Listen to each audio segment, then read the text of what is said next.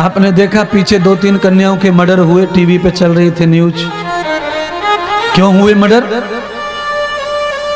Social media से प्यार हुआ, सोशल मीडिया से, फेसबुक से फ्रेंडशिप हुई, प्यार में बदल गया वो फ्रेंडशिप, और वो फ्रेंडशिप प्यार में बदल गई तो प्यार का नतीजा क्या निकला आप समझ लो। ऐसी न जाने कितनी महिलाएं, कितने पुरुष हैं जिनके साथ में अत्याचार हो रहा है।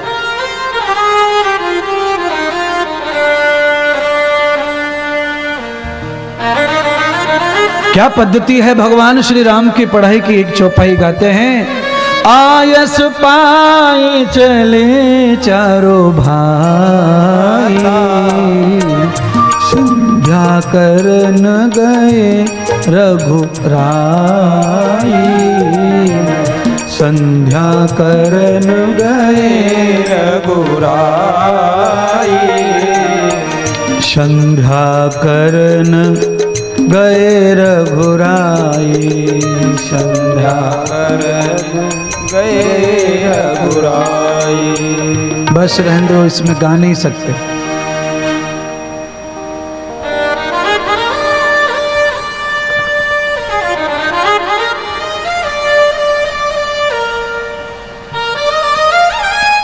गोस्वामी कहते हैं कि आयुष उपाय, वशिष्ठ मुनि की आज्ञा पाकर के चारों भाइयों ने प्रणाम किया, आज्ञा ली और कहा गुरुदेव आज्ञा कीजिए, शिक्षा से पढ़ाई से मुक्त कीजिए, और अब हमारा संध्या समय हो गया है, भजन का समय हो गया है। यह है शिक्षा पद्धति। शिक्षा पद्धति में केवल पढ़ते रहना ही आवश्यक नहीं है। शिक्षा पद्धति आदमी को, बच्चे को ब्रह्मचारी बनाती है। ब्रह्मचारी बनाती है मतलब उसे ब्रह्म से जोड़ती है, परमात्मा से जोड़ती है, ब्रह्म में लगाती है, उसको ध्यान में लगाती है, उसे भजन में लगाती है। अरे 5 मिनट सुबह, 5 मिनट दोपहर को, 5 मिनट शाम को, 3 बार 15 मिनट हुए मात्र। 15 मिनट जो बच्चा 5-5 मिनट भी दिन में 3 बार बैठता है हाथ पैर मुंह धो के भगवान के नाम के लिए, उस विद्यार्थी के अंदर ज्ञान तो कितना भी आ जाएगा पर उसमें गंदगी बिल्कुल भी आने वाली नहीं है महाराज। पूरे दिन जो बर्तन गंदा होता रहता है, पका पका के उस बर्तन को 5 मिनट में साफ कर दिया जाता है, 5 मिनट में। होटल पे जो बर्तन होता है तड़का मारने का, उसे होटल वाला बार बार नहीं धोता है बंधु, पूरे दिन उसी में छोंक लगाता रहता है, बार बार। कितने लोग खा के चले गए उसी पात्र से, 12 घंटे तक वो गंदा करता रहा। शाम को 5 मिनट उसने साबुन लिया, मिट्टी लिया, रगड़ा, धोया, साफ कर दिया। वही मैं कहता हूं, आप दिन भर कुछ भी गलती कर बैठते हैं, उन गलतियों को दोबारा ना हो उसके लिए सुबह शाम ऑडिट करो अपने जीवन का, अपने कर्मों का, और वो परमात्मा के भजन से ही होगा, उनके नाम स्मरण से होगा। संध्या करन गए रघुराई, आयुष पाए चले चारों भाई। पढ़ाई भी कर रहे हैं, यज्ञ भी करते हैं, ध्यान भी करते हैं, गुरु चरणों की सेवा करते हैं, गुरु आश्रम में झाड़ू लगाते हैं, पोंछा लगाते हैं। आज किसी सरकारी स्कूल में बच्चे झाड़ू लगाएं तो वीडियो बना करके वीडियो को भेज देते हैं, वीडियो ऐसी तैसी कर देता है प्रिंसिपल टीचर की। फलाने स्कूल में बच्चों से करवाया गया काम, head news, suspend principal, teacher suspend. अरे काम नहीं करवाएंगे। पुराने जमाने में 20-30 साल पहले, आज जिसे हम एग्रीकल्चर डिग्री कहते हैं, जो हमें 12वीं के बाद लेनी पड़ रही है, उसे 8वीं कक्षा में वो डिग्री आती थी आज से 30 साल पहले, जो आज BA MA में आती है। पढ़ाई में इतना अंतर आया। 8वीं कक्षा का बच्चा खेती करना स्कूल में सीखता था 20 साल पहले। कैसे बदल गई शिक्षा पद्धति। स्कूल में 8वीं कक्षा में जो एग्रीकल्चर का ज्ञान सिखाया जाता है स्कूल में, कमाल की बात है। अब तो किसी को चॉइस ही नहीं बची है। 10वीं कक्षा तक तो आपको क्या विषय लेना है, 10वीं तक तो आपको सबको नॉर्मल पढ़ना है। 12वीं से चॉइस करो आपको क्या शिक्षा लेनी है, क्या दीक्षा लेनी है, क्या पढ़ना है, क्या नहीं पढ़ना है। बाद में BA MA में जाएंगे आप, 12वीं के बाद 13वीं में जाएंगे, तब चॉइस करो आपको सीखना क्या है। अरे हम कहते हैं 12 साल ऐसी तैसी कराई है क्या जो अब सीखना शुरू करेंगे हम तो माँ के गर्भ से ही सीखना शुरू कर देते हैं। जो मूर्ख होंगे जो 12वीं के बाद सीखना चाहते हैं, हम तो माँ के गर्भ से ही सीखते आ रहे हैं महाराज, और यही मनुष्य की शिक्षा पद्धति है। पर तुम लोगों को गुमराह कर दिया शिक्षा ने, पढ़ाई ने। अल्पकाल विद्या सब आई, थोड़े समय में रघुनंदन भगवान श्री राम, भरत शत्रुघ्न लक्ष्मण पूर्ण विद्यार्थी बन गए। वशिष्ठ मुनि ने चारों भाइयों को धनुर्वेद से लेकर के समस्त शास्त्रों का ज्ञान दिया। बोलिए, आप लोगों को सिखाया जाता है? आपके बच्चे दुनिया भर के इंजीनियर IT पढ़ के आए हैं, उन्हें सिखाया गया है क्या ये अस्त्र शस्त्र चलाना? नहीं। अब अस्त्र शस्त्र चलाने को गेम में कन्वर्ट कर दिया सरकार ने, ये ध्यान रखो। गेम, निशाना लगाने का गेम, बंदूक चलाने का गेम। और जो गेम जीत के आ रहे हैं वो बॉर्डर पे कोई नहीं जा रहे हैं, रोज पुरस्कार मेडल ला रहे हैं, वाह वाह हो रही है, फ्री में नौकरी लग जाती है उनकी, और बॉर्डर पे जाते नहीं। फिर निशाने लगाने का फायदा क्या है? निशानेबाजी में फलाना जीत के आया, निशानेबाजी में वो स्कूल का बच्चा जीत के आया। हमने कहा हम भी उनको धन्यवाद देते हैं, बधाई देते हैं, पर वो निशानेबाजी केवल सर्टिफिकेट के लिए किस काम की है? वो निशानेबाजी तब निशानेबाजी है जब वो किसी देश के काम आए, देश के दुश्मनों के लाचार करने में काम आए। हम पुतले पर निशानेबाजी लगा करके हम किसी गार्ड को ले आए, किसी ट्रॉफी को ले आए, किसी मेडल को ले आए, यश ले आए, कीर्ति ले आए और ला करके अलमारी में रख दें, फिर हमें फायदा क्या उससे? भगवान श्री राम को निशानेबाजी सिखाई गई किसके लिए? धर्म रक्षा के लिए, राज्य की रक्षा के लिए, कुल की रक्षा के लिए। और भगवान कृष्ण खुद कहते हैं कि मैं तब तब अस्त्र उठाता हूं तब तब अधर्म होता है, इसीलिए मैं अस्त्र का ज्ञान साथ लेके आया हूं।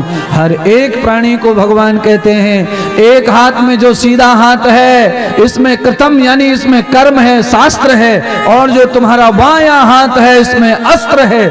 शास्त्र और अस्त्र दोनों तुम्हारे हाथ में जब होंगे तब धर्म की रक्षा होगी, तब तुम्हारे समाज की रक्षा होगी, तब ही तुम दैत्यों से बच पाओगे, राक्षसों से बच पाओगे।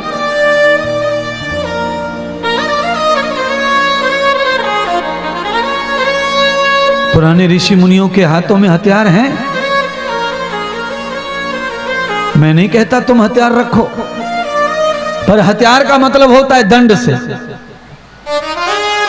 हाथ में ताकत हो, बल हो, और बल कब आता है? जब शिक्षा अच्छी होती है। एक महात्मा कह रहे थे कि किसी का धन चला जाए तो उसका गम मत करो और ये सोचो कि कुछ नहीं गया। किसी का शरीर चला जाए यानी कि कोई रोगी हो जाए तो तुम्हें थोड़ा गम करना चाहिए और सोचना चाहिए कि कुछ गया। और जब जीवन का स्वाभिमान चला जाए, चरित्र चलाए, तो फिर सोचना चाहिए कि सब कुछ गया, कुछ बचा नहीं है। आपको पता होना चाहिए मैकाले भारत को जीतना चाहता था पर जीत नहीं पाया। क्यों नहीं जीत पाया? क्योंकि यहाँ पर भारत में मैकाले जब आया था 2000 साल पहले, उस समय तो मैकाले ने देखा कि यहाँ पर कोई भी आदमी शादी नहीं करने को तैयार है। यहाँ तो लोग नंगे उघाड़े 100-100 साल ब्रह्मचारी रहते हैं, जिनकी शादियां हो गई हैं वो भी अपनी पत्नियों के साथ संबंध नहीं करते औलाद के अलावा।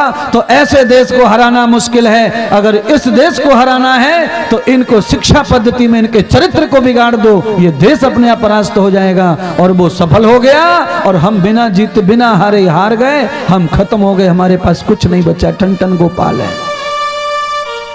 शिक्षा पद्धति चरित्र निर्माण के लिए हमारे ऋषियों ने खड़ी की है। शिक्षा पद्धति में अगर चरित्र की भूमिका नहीं है तो बंधुओं ये देश खत्म हो जाएगा। ये देश नहीं चलेगा इंजीनियर बनने से, ये देश नहीं चलेगा डॉक्टर होने से। मैं कहता हूं बीमारी खत्म हो जाएगी तो डॉक्टर की पढ़ाई भी बंद हो जाएगी, क्या जरूरत पड़ेगी। आप सारे यंत्र विज्ञान पर जीना चाहते हो, इसीलिए रोज इंजीनियर चाहिए, रोज डॉक्टर चाहिए। इंसान बनने की कोई कंपनी खोलो, इंसान बनने का भी कोई विद्यालय हो, डॉक्टरों के कॉलेज खुल रहे हैं, हर जिले में कॉलेज, हर तहसील में कॉलेज है। पर एक आध कॉलेज ऐसा भी हो जहां इंसान बनाए जाते हो, जहां मानवता बनाई जाती हो, जहां समाज को गढ़ा जाता हो।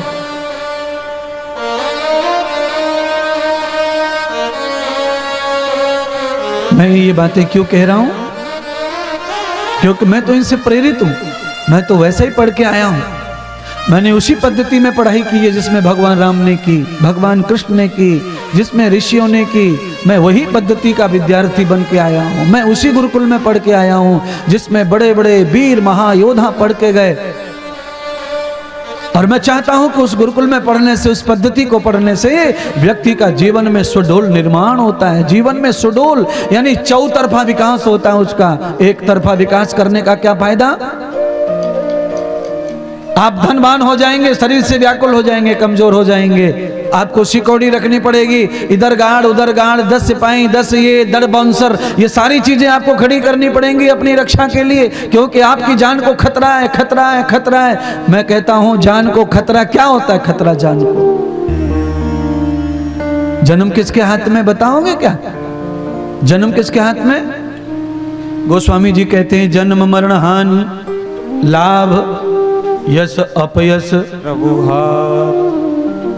भगवान के हाथ में है। इतनी चीज भगवान के हाथ में है तो सीधा है, फिर हमें चिंता किस बात की है? कर्म किए जा, फल की इच्छा मत कर। क्या परिणाम होगा तेरे जीवन का? परिणाम हमेशा अच्छे होंगे, अच्छे काम के।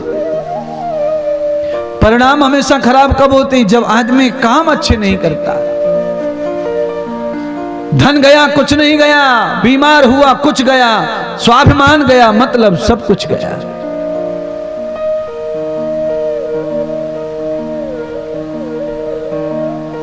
बच्चे बड़े हो जाते हैं, पढ़ लिख कर डिग्री आ जाती है, बच्चों के ऊपर से माँ बाप का मोह क्यों भंग हो जाता है।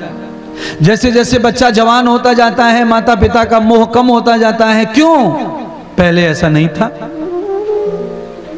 भगवान राम पढ़ के आए, और जब भगवान श्री राम पढ़ के आए तो युवा हो गए, 16 साल के किशोर हो गए, जवान हो गए, भगवान बन के आए गुरु कृपा से। जो सच्चा इंसान बन जाता है उसी को भगवान कहा गया है रामायण में। इंसान में और भगवान में अंतर कुछ भी नहीं है। अगर कोई इंसान के रूप में ये पुतलों को देखेगा और इनसे भगवान की तुलना करेगा तो धरती आसमान हो जाएगा अंतर। पर इंसानियत में और भगवान में कोई अंतर नहीं है। इंसानियत मतलब भगवानियत। इंसानियत जब आ जाती है तो हम कौन दिखने लगते हैं?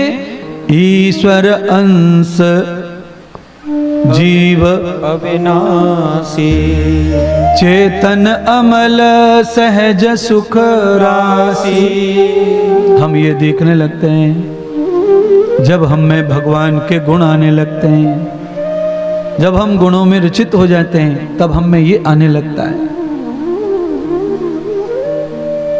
छा जाते हैं। जैसे अग्नि के संग में लोहा लाल हो जाता है, ऐसे ही भगवान के संग में हम भी भगवान हो जाते हैं, चमक जाते हैं उनके गुण धारण करने से। साई सोक्ता देखा होगा आपने? आपने वो साई सोक्ता देखा है कि नहीं?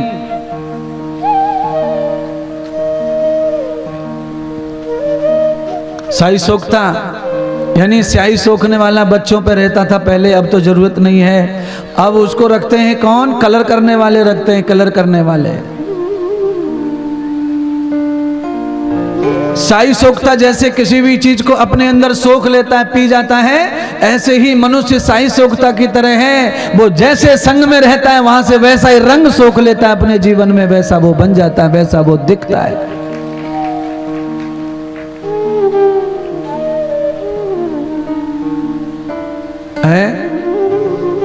अच्छा बोलो, पांडाल में तुम कैसे लग रहे हो, घर पे कैसे लगते हो? जैसे पांडाल में लग रहे हो ऐसे घर पे लगते हो क्या? अच्छे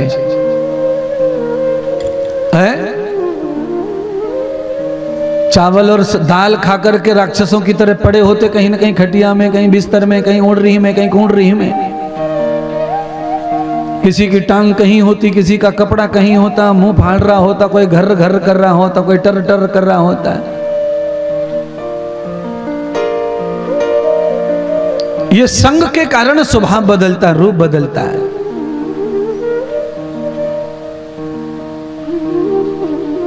इतने नजदीक हम घर में क्यों नहीं बैठ सकते? घर में तो कोई है ही नहीं दूसरा, हम ही हमें, तो भी दूर दूर रहते हैं। यहां तो हम सब दूर दूर गांव से आए हैं, अलग अलग गांव से हैं, अलग अलग हमारा डीएनए है, अलग अलग भोजन पद्धति है, फिर भी यहां सब एक जगह बैठे हैं। मैं वही बताना चाहता हूं, ये राम कथा की वजह से बैठे हैं हम, क्योंकि ये प्राचीन संस्कृति सुनने आए हैं, तो हम वही नियम पालन कर रहे हैं, तब अच्छा लग रहा है। पांडाल में कोई सन में, कोई वन में बैठे तो कुछ नहीं करेंगे, कथा में आकर हमें कुछ नहीं मिलेगा।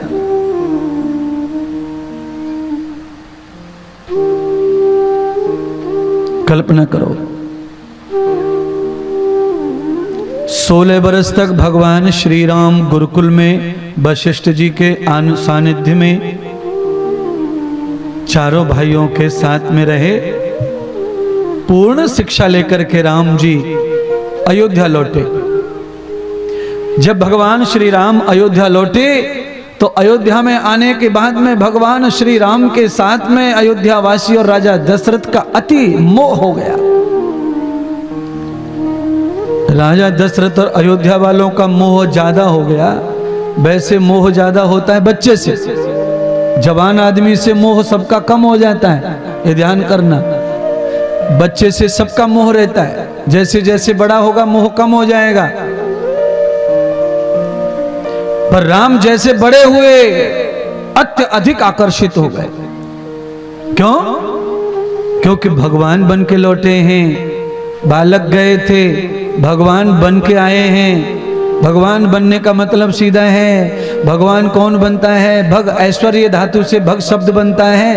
भग ऐश्वर्यम आपनोति आभ्यांत रुद्रो न भगः। जिसने भगवत्ता को धारण कर लिया हो, जिसने विद्या को धारण कर लिया हो, जो गुरु कृपा को धारण कर लिया हो, वो भगवान बन जाता है। बिना गुरु कृपा के नहीं राम जी को आकर्षण मिला, गुरु कृपा को पाके राम भगवान बने।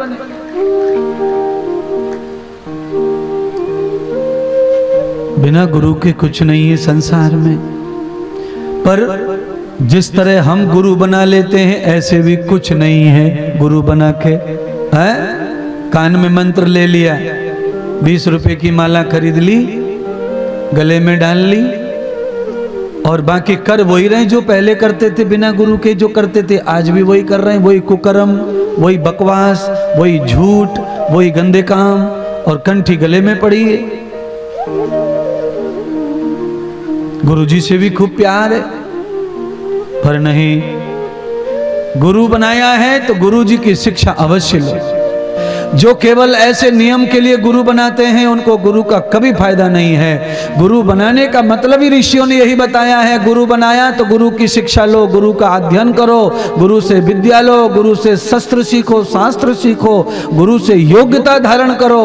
गुरु से मुफ्त में कुछ पाने की कल्पना करोगे तो वो मिलने वाली नहीं है। कुछ चेला कहते हैं गुरुजी आप अगर हमसे प्यार करते हैं तो ये कृपा कर दो। कैसे कर देंगे कृपा? कृपा का फ्री में हो जाएगी, हम करना चाहेंगे तो भी नहीं होगी वो। सिद्धांत के बगैर कृपा नहीं हो सकती है। कृपा के लिए सिद्धांत आवश्यक है। राम जी ने सिद्धांत निभाया। इतने बड़े घर में पैदा हुए राजकुमार के रूप में, और गुरुजी के यहाँ गैया चरा रहे हैं, गुरुजी के यहाँ पर पोछा मार रहे हैं, गोबर से लीप रहे हैं यज्ञशाला को, लकड़ियां जमा कर रहे हैं हवन के लिए, झूठी पत्तलें उठा रहे हैं और खिचड़ी खा करके सो रहे हैं, नहाने के लिए साबुन नहीं है। ये है गुरु परंपरा, ये है भारतीय सभ्यता। ये है आर्यों की सभ्यता, ये है ऋषियों की सभ्यता, ये है मेरे और तुम्हारे पूर्वजों का ज्ञान। उस ज्ञान से हमारा देश रहा महान। अब तुम्हारा देश कहां जा रहा है वो तुम ही समझो। आर्थिक स्थिति में कोई देश बड़ा हो जाए उससे महान नहीं हो जाता है। उसका क्रिया चरित्र क्या है, उसका कल्चर क्या है, उसकी जीने की पद्धति क्या है, उससे महान होगा। बहुत सारे देश हैं जिनके पास में आर्थिक स्थिति बहुत बढ़िया है, पर उनके पास में क्या है, चरित्र, क्या स्वाभिमान है उनके पास, क्या जीने की पद्धति अच्छी है। कीड़ा उठाया खा गए, छापकी को पकड़ा दीवार पे से चबा गए, चूहे को पकड़ा चबा गए, सांप को पकड़ा बीच में से काट के खा गए। क्या पद्धति है जीने की? किसी के पास में धन ज्यादा हो गया क्या है, पर जीना तो नहीं आया। भोजन की पद्धति नहीं आई तो और क्या आएगा। कमाल की बात, कीड़े मकोड़ों खा जा रहे हैं। बोलिए, हमारे हिंदुस्तान में अंडा मांस खाने वाला भी, अंडा मांस जो रोज खाता है वो भी मक्खी आ जाए चाय में दूध में तो वो भी मक्खी को निकाल के फेंक देता है। आप अकल दौड़ाइए, मैं क्या बता रहा हूं। अंडा खाता है, मांस के बड़े बड़े टुकड़े चूसता है, पर मक्खी नहीं खाता। अरे मैं कहता हूं कि ये मक्खी फ्री में आई है तेरे भाग्य से, इसको खा। इसमें पैसा भी नहीं डालना पड़ा है तुझे, और पक भी गई, गरम चाय में गिरी है। बोलिए, लंबी लंबी टांगे चूसने वाला मक्खी नहीं खाता, इतना होशियारी दिखा रहा है। कमाल की बात है। हिंदुस्तान का कल्चर है, चाय को शुद्ध मानता है, वो दूध को शुद्ध मानता है, खीर को शुद्ध मानता है, रोटी को शुद्ध मानता है। इसीलिए रोटी में पत्थर आ जाए, बाल आ जाए तो खाता नहीं है, निकाल के फेंक देता है। जिन चीज को शुद्ध मानता है उनमें गंदगी पसंद नहीं हिंदुस्तानी को, और अंडे को, मांस को वो शुद्ध मानता नहीं है, इसीलिए खाता रहता है, चुसता रहता है। कितने सारे लोग यहाँ बैठे होंगे जो मांस खाते हैं, अंडा खाते हैं। समझ गए? गुरुजी सही बात कह रहे हैं। हमारी तो कप में परसों ही मक्खी गिरी सुसरी, हमने निकाल के फेंकी। और हम तो इतने शुद्ध आदमी हैं कि हमने तो कप भी रख दिया, हमने चाय तक नहीं पी मक्खी वाली। हमने दोबारा ऑर्डर किया चाय का, दूसरी चाय लाओ। बिल्कुल सही कह रहे हैं महाराज, हमने दूसरी चाय मंगाई पर मक्खी वाली नहीं पी चाय। बोलिए, 100 ग्राम चाय में इतनी मक्खी का क्या फर्क पड़ता है? तुमने जो परोसा बनवाया है, तुमने जो प्लेट भर के पकवाया है होटल में, वो तो पूरा का पूरा वही है, उसमें तो कहीं चाय दूध है नहीं। 300 रुपए चुका रहे हैं पैसा और मस्ती से खा रहे हैं। और बाद में नहा के धो के रामनवमी आ गई, जन्माष्टमी आ गई, गणेश चतुर्दशी आ गई, देवी रात्रि आ गई। 15 फुट की मूर्ति लाया ट्रक में खरीद के, और बीच चौराहे पर रास्ता रोक के मूर्ति रख दी देवी माता की। क्या है भाई? उत्सव होगा, देवी माता का उत्सव, पांडाल पड़ रहा उत्सव का। बोलिए, इतना सारा मांस खाया, इतना सारा दारू पिया, और देवी माता को चौक पे रखे खूब 9 दिन उसकी आराधना पूजा कर रहा है। ये कौन सी क्वालिटी का आदमी है हमें नहीं पता है। भगवान श्री राम बता रहे हैं, भगवान श्री भरत जी क्या कह रहे हैं सुनिए। 16 साल के उम्र में ही सब विद्या लेकर आ गए, धनुर्विद्या, आयुर्विद्या, सारी विद्या लेकर आ गए, भगवान बन के आ गए, विद्या के धनी बनकर आ गए। पूरी अयोध्या में जय जयकार हो रही है, चारों भ्राताओं की आसन बिछाए गए। पर जो सीख के आए हैं वो सीख राम में यह है कि आसन पर विराजमान नहीं हुए, अपने पिता के चरणों में आकर बैठे। ये शिक्षा का प्रभाव है, ये ज्ञान का प्रभाव है, ये गुरु का प्रभाव है। तुम्हारा बेटा, ये तुम्हारा जो बेटा है ना, वो स्कूल भी टॉप कर दे तो फिर वो नीचे ना बैठेगा, तुमसे ये ध्यान रख लेना। चोटी काटेगा तुम्हारी, बचरी बचर करेगा, घर पे आके टपरी टपर बोलेगा, बोलने नहीं देगा तुमको। और वैसे तुम भी कौन से कम मूर्ख हैं, तुम भी नहीं रुकेंगे पूरे गांव पे, पूरे गांव में प्रचार हल्ला मचाते फिरेंगे। पेपर वाले को 10,000 रुपए देंगे, मीडिया वालों को 15,000 रुपए देंगे। हमारे बच्चे का बीच फ्रंट पे फोटो डाल के लिख इसमें कि टॉप आया है, टॉप आया है। मैं बधाई देता हूं, टॉप आया है तो अच्छी बात है, मेरी तरफ से भी शुभकामनाएं देता हूं।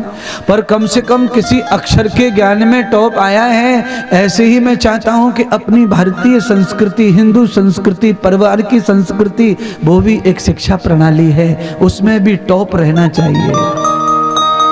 केवल स्कूल की शिक्षा से टॉप बनने से कुछ नहीं होगा, आपको अपने कल्चर को भी टॉप लिस्ट में रखना चाहिए। जीवन पद्धति टॉप नहीं तो कुछ नहीं। आपकी बच्ची को बहुत शिक्षा है,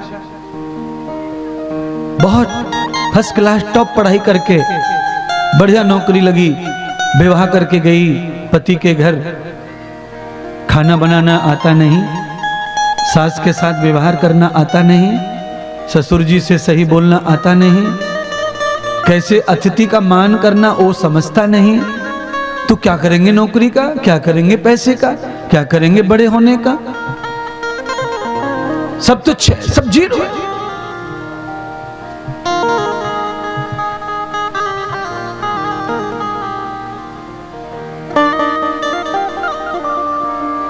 कोई किसी से ना कहे वो अलग बात है, पर हम सब जितने बैठे सबके घर में कलह है, सबके घर में टेटे हैं, सबके घर में पेपे हैं। हम अपना अपना बताना नहीं चाहते किसी को, छोटा बन जाएंगे किसी को पता चलेगा तो। सारे लोग परेशान हैं अपनी जिंदगी से, अपने परिवार के हरकतों से। महात्मा इंद्रदेव कहते हैं परिवार स्वर्ग का द्वार है, उससे परेशान क्यों है? क्योंकि जीवन पद्धति खराब है, संस्कृति बिगड़ गई, सोच बिगड़ गई, चिंतन बिगड़ गया। घर में भजन के नाम पे खाली पाखंड होता है। किसी को देवी आ रही है, किसी को माता आ रही है, किसी को हनुमान आ रहा है, किसी को शिवजी आ रहा है, किसी को सतचंडी आ रही है, किसी को सिद्धि माता, अलग अलग माताएं आ रही हैं, शरीरों में घुसी जा रही हैं, घुसी जा रही हैं, घुसी जा रही हैं। देवा घुस रहे हैं। कितने लोग ऐसे जिनको हनुमान घुसा पड़ा है शरीर में, जिनको हनुमान की सिद्धि हो गई है, किसी को देवी माँ की सिद्धि हो गई है, किसी को न जाने किस किस की सिद्धि हो गई है। हमने कहा जो गौ पालता है उसको गौ की सिद्धि नहीं हो रही, जो भैंसा पालता है उसको भैंसे की सिद्धि नहीं हो रही, और तुमने हनुमान को मंदिर बनवाया, हनुमान की सिद्धि बड़ी जल्दी हो गई तुमको भाई, तुम्हें माता जी की सिद्धि बड़ी जल्दी हो गई। कल्पना करो,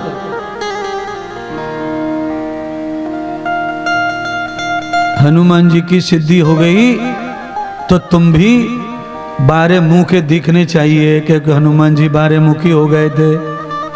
हाँ, तो एक तो तुम्हारा मुंह और हनुमान जी के 13, तो 13 दिखने को होना रावण की तरह तुम्हारे, तब मानूंगा कि हाँ सिद्धि है हनुमान की तुम्हारे अंदर। देवी माता की 18 भुजाएं, 18 यानी कि 9 शीश हो गए, 9 दूना 18।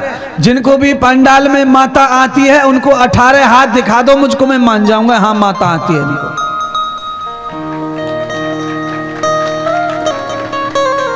हाँ, क्यों बीमार हो रहे हो? अरे महात्मा इंद्रदेव के पास में आओ, नाड़ी दिखाओ और दवा लेके खोपड़ी को अच्छी करो, माता नहीं आएगी, किसी को पिता भी नहीं आएगा। जिनके पेट से जन्म लिया है, जिनके खर्चे से कपड़े पहनते हैं, जिनके खर्चे से फीस भरते हैं, पढ़ते हैं, वो आने चाहिए जिंदगी में, वो आते नहीं। और जो कभी आ नहीं सकती वो आके बैठी है पेट में। हम कभी माता पिता का ऋण चुका सकते नहीं, ये तो आई नहीं रे। हाँ? अच्छा, किसी किसी को आ भी जाते, पर कब आते? मरने के बाद। पप्पा मर गया फिर आ रहा है, घर वालों में किसी को आता है, बताते रहते हमें आज पापा दिखे, आज पापा ये मांग रहे थे, पापा वो मांग रहे थे, पापा ते कह रहे थे, पापा बे कह रहे थे। अरे रे रे रे, जिंदा पापा दिख नहीं रहा था तुमको? पापा जब जिंदा था तब दिखता नहीं था। पापा रोज कहता था, बेटी मुझे देख, मैं रिक्शा चलाता हूँ, 300 कमाता हूँ, तेरी फीस भरता हूँ, तू ये आडंबर मत कर। बेटे मुझे देख, मैं धान काटता हूँ, पूरे पैर गल गए दवाई डाल डाल के, मुझे देख, पूरी साल ऐसी तैसी करी है तब 1.5 लाख रुपए आए हैं, मुझे देखो। बेटा तब नहीं देख रहा, और पापा मर गए तब सबको दिख रहे रात में।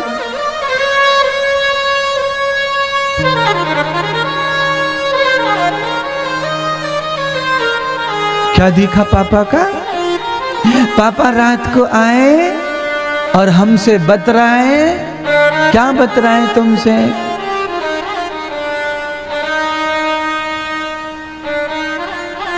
कि मुझे गंगा जी में ले जाना, मुझे ठंडा कर आना। बड़ी कल्पना की बात है। अच्छा मैं कहता हूं मरने के बाद भी कोई पापा का सुन ले तो भी पुत्र है, तो भी अच्छा बच्चा है। एक कथा याद आ गई, वो सुना देता हूं, मौका मिल गया है तुम्हारा। 2 बच्चे थे, एक आदमी के 2 बच्चे। आदमी मर गया, औरत रह गई, बच्चे रह गए।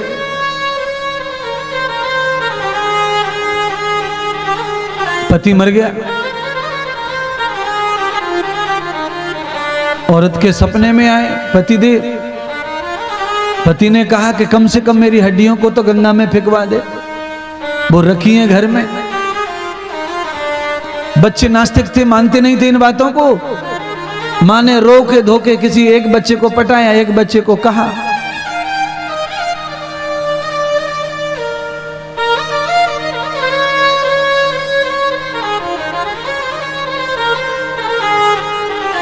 बच्चे ने मां की खुशी के लिए कूलरी उठाई और गंगा जी की ओर चल पड़ा। 12 किलोमीटर गंगा जी थी घर से खाली मात्र।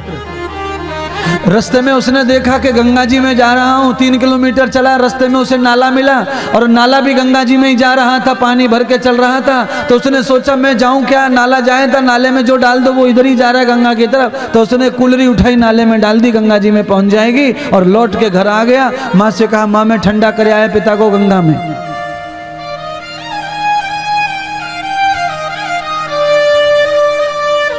रात में मैया को फिर सपना आया।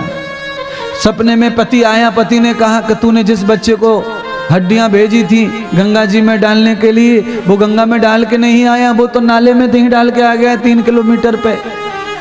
सुबह माँ जगी, रोई धोई और उसने कहा तुमने जीवित पिता को कभी सुख नहीं दिया, जीवित पिता की कभी मनो इच्छा पूरी नहीं की।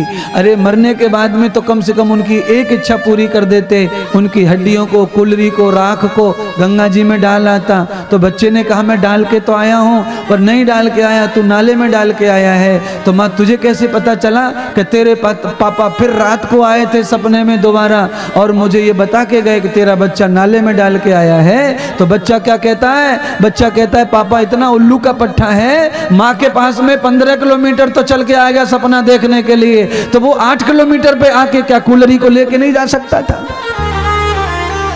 ये हाल है, बताओ क्या करोगे? 15 किलोमीटर मम्मी के पास आया सपना देने, बीच में से कूलरी लेके ना गया।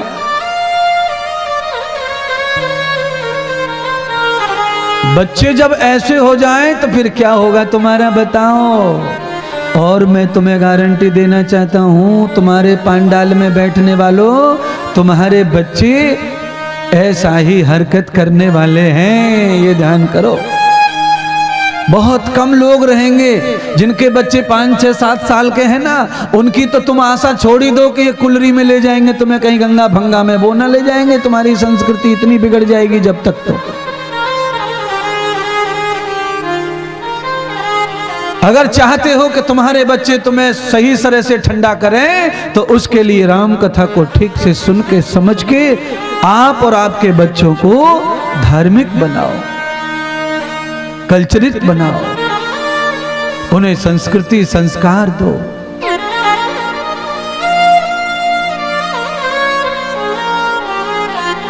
भगवान श्री राम, लक्ष्मण, भरत, शत्रुघ्न विद्या अध्ययन करके जब लौटे तो आकर्षण का केंद्र हो गए। इतने महान बन के आए, इतने दिव्य बन के आए, इतने सुंदर बन के आए कि एक महायोगी लग रहे थे। जुन्नर सुंदर जटाएं, सुंदर चेहरे, सुंदर वस्त्र आभूषण धारण कर लिए और राजा के चरणों में बैठे हैं। शील स्वभाव हो गया विद्या अध्ययन करने से। बोलो, संस्कृत में लिखा है विद्या ददाति विनयम। देखो आजकल क्या हो रहा है, जैसे जैसे विद्या आती है, ज्ञान आता है, आदमी के अंदर विनय आनी चाहिए, शीतलता आनी चाहिए, सरलता आनी चाहिए। और आजकल क्या हो रहा है, जैसे जैसे बच्चा ज्यादा होशियार होता जा रहा है, वही चिड़चिड़ा होता जा रहा है, क्रोधी होता जा रहा है। क्यों? जो श्लोक लिखा है वो विद्या ददाति विनय, वो विद्या के लिए लिखा है, इन आडंबरों के लिए नहीं लिखा है, ये किताबी शिक्षा के लिए नहीं है। वो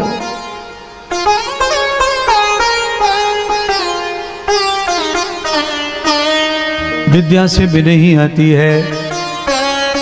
जैसे पेड़ से आप सीखते हैं, जिस पेड़ पर फल लगे हुए हैं वो पेड़ हमेशा झुका रहता है और छायादार ज्यादा रहता है। जो पेड़ बिना फल वाला है उसकी छाया भी अच्छी नहीं रहती और वो हमेशा अकड़ा रहता है। विद्यावान, ज्ञानवान, बुद्धिमान, यशवान, बलवान व्यक्ति हमेशा शांति का प्रतीक होगा, सरलता का प्रतीक होगा, प्रतिष्ठा का प्रतीक होगा, सम्मान का प्रतीक होगा। आप जिनको भी सरल स्वभाव समझते हैं, आप समझ लेना इनके पास विद्या है, इनके पास तप है, जप है, तब आदमी सरल और सरल बन पाता है। बात बात पे ईर्ष्या, बात बात पे क्रोध, बड़ा मुश्किल हो जाएगा तुम्हारा। कल्पना करो,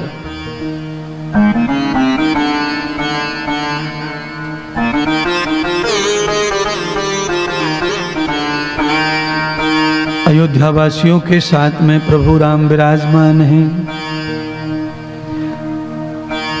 महर्षि विश्वामित्र का यज्ञ सफल नहीं हो रहा है। राजा दशरथ के राज्य में ही विश्वामित्र रहते हैं। विश्वामित्र राज ऋषि हैं। क्षत्रिय वंश में विश्वामित्र जी का जन्म हुआ और विश्वामित्र जी ने क्षत्रिय वंश में जन्म लेकर के राज ऋषित्व को प्राप्त किया, यानी कि उन्होंने ब्रह्मत्व को प्राप्त किया। बड़ा आंदोलन किया था विश्वामित्र जी ने अपने सिद्ध होने के लिए, प्रमाणित करने के लिए कि मैं भी ब्रह्म को प्राप्त कर सकता हूं। यद ब्रह्मचेष्टाम पुरुषो नियुक्ताः, परमात्मा को प्राप्त करने के लिए पूरी दुनिया में कोई वर्ण नहीं है, कोई व्यवस्था नहीं है। कोई भी मनुष्य किसी भी वर्ण में पैदा होकर तपस्या कर सकता है, ब्रह्म को प्राप्त कर सकता है और ऋषि बन सकता है, मुनि बन सकता है, आचार्य ब्राह्मण बन सकता है, क्षत्रिय बन सकता है, योद्धा वीर बन सकता है, धनुर्धारी बन सकता है।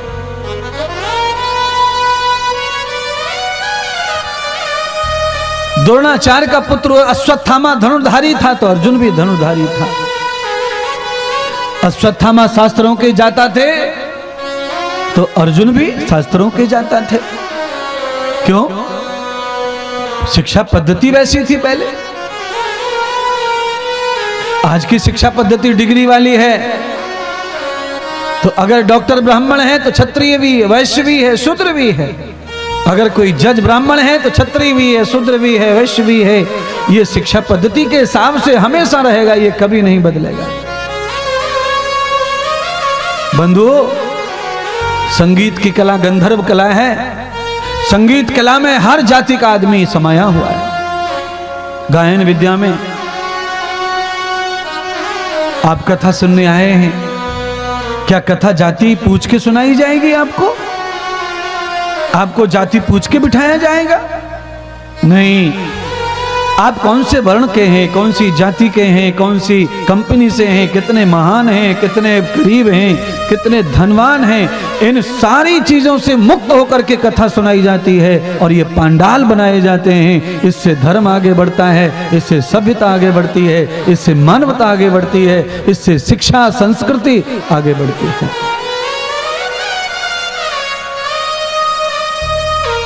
श्रीमान जी अवधेश सिंह जी चंदेल जी हमारे बीच आए हैं, पूर्व विधायक बेमित्रा विधानसभा से। काफी समय आपने कथा सुनी।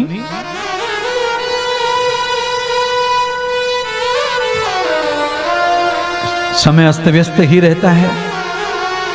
समाज में जब पूछ होती है, परख होती है, तो टाइम का बड़ा अभाव हो जाता है। तो हम विधायक जी का व्यासपीठ से स्वागत करते हैं, अभिनंदन करते हैं और सभी हमारे भरचट्टी के आयोजक समिति के लोग उनका सम्मान प्रतिष्ठा करते हैं।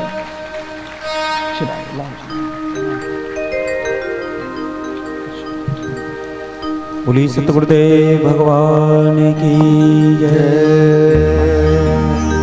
भज मन मेरे आठों याम, श्री राम जय जय राम। भज मन मेरे आठों याम, श्री राम जय जय राम। भज मन मेरे आठों याम, श्री राम जय जय राम। भज मन मेरे आठों याम, श्री राम जय जय राम। श्री राम जय जय राम। श्री राम जय जय राम। श्री राम जय जय राम। श्री राम जय जय राम। भज मन मेरे आठों याम, श्री राम जय जय राम। भज मन मेरे आठों याम, श्री राम जय जय राम। कौशल्या के प्यारे राम, कौशल्या के प्यारे राम। कौशल्या के दुलारे राम, कौशल्या के दुलारे राम। भज मन मेरे आठों याम, श्री राम जय जय राम। बोलो भज मन मेरे आठों याम, श्री राम जय जय राम। भज मन मेरे आठों याम, श्री राम जय जय राम। बोलो श्री राम मेरे आठों याम, श्री राम जय जय राम। बोली सियावर रामचंद्र भगवान की जय। बोली सतगुरुदेव भगवान की जय। विश्वामित्र जी ने अनेक बार यज्ञ रचना की,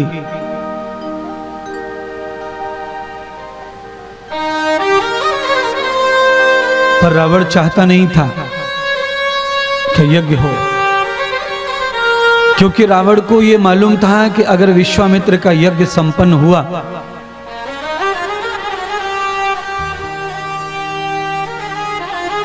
तो मैं जो सोच रहा हूं वो साम्राज्य मुझे नहीं मिलेगा।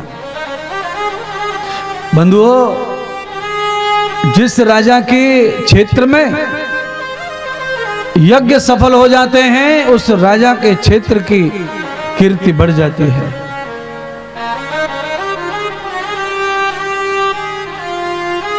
रावण चाहता था कि दुनिया में यज्ञ ना हो, और जब यज्ञ नहीं होंगे तो देवता और मनुष्य सभी कमजोर हो जाएंगे, और कमजोर जब हो जाएंगे तो इनकी बुद्धि काम नहीं करेगी, मैं हर हाल में जीत लूंगा लोगों को।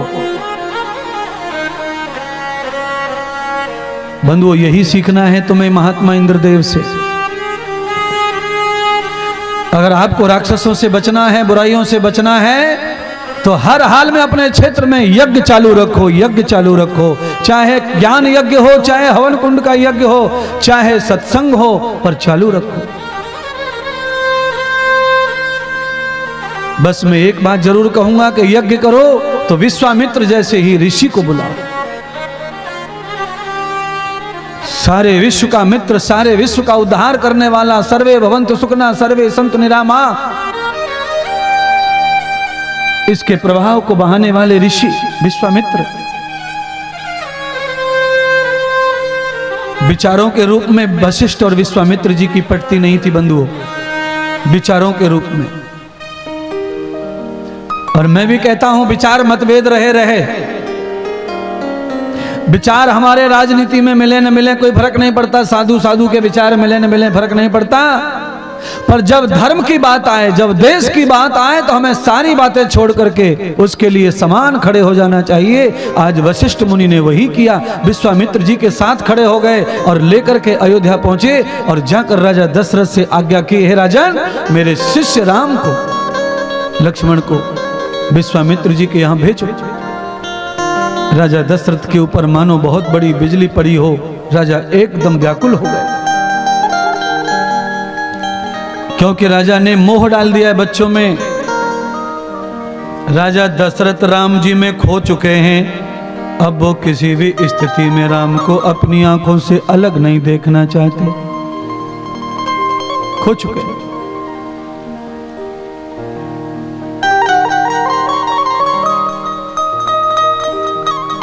राजा दशरथ ने वशिष्ठ जी को साइड में ले जाकर, बगल में ले जाकर समझाया, गुरुदेव, मेरे बालक अभी हल्के छोटे, ऐसी अवस्था में बालकों को ऐसे बड़े बड़े राक्षसों से युद्ध करने का मतलब, मैं चक्रवर्ती सम्राट राजा दशरथ अभी योग्य हूं, और आप जानते हैं मेरे साहस को, मेरी सेना के साहस को, मैं कभी पराजित नहीं हुआ, भले ही मैंने कभी युद्ध नहीं लड़ा है, पर गुरुदेव आप जानते हैं विश्वामित्र जी की यज्ञ की रक्षा मैं करूंगा, और मुझे युद्ध भी करना पड़ा तो करूंगा, मेरी सेना के साथ मैं जाता हूं, पर राम जी को, मेरा राम अभी ऐसा नहीं है। मारीच सुबाहु जैसे राक्षसों का सामना कर सके।